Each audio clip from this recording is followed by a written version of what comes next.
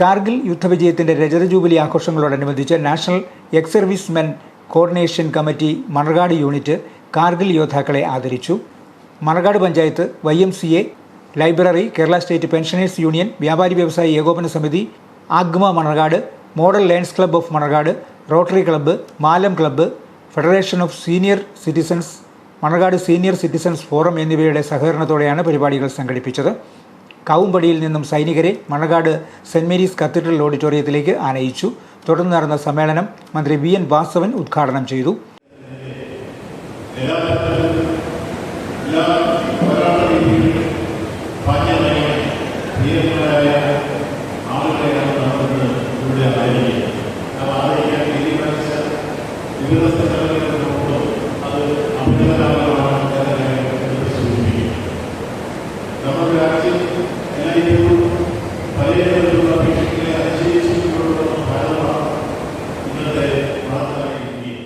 Manarcad panchayat president KC Biju അധ്യക്ഷനായിരുന്നു.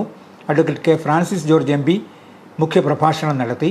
കാർഗിൽ യുദ്ധത്തിൽ പങ്കെടുത്ത 28 യോദ്ധാക്കളെയും വീരമൃത്യു വരിച്ച ലാൻസ് നായിക് സെബാസ്റ്റ്യൻ്റെ പത്നി ആലീസ് ജോണിനെയും തിരുവഞ്ചൂർ രാധാകൃഷ്ണൻ MLA ആദരിച്ചു. Colonel P Sreenivasan, national ex servicemen coordination committee സംസ്ഥാന പ്രസിഡന്റ് MB ഗോപിനാഥ്, ജില്ലാ president VK Mathai, Manarcad unit secretary KM Itty, ജില്ലാ പഞ്ചായത്ത് അംഗം റെജി M ഫിലിപ്പോസ് തുടങ്ങിയവർ സംസാരിച്ചു.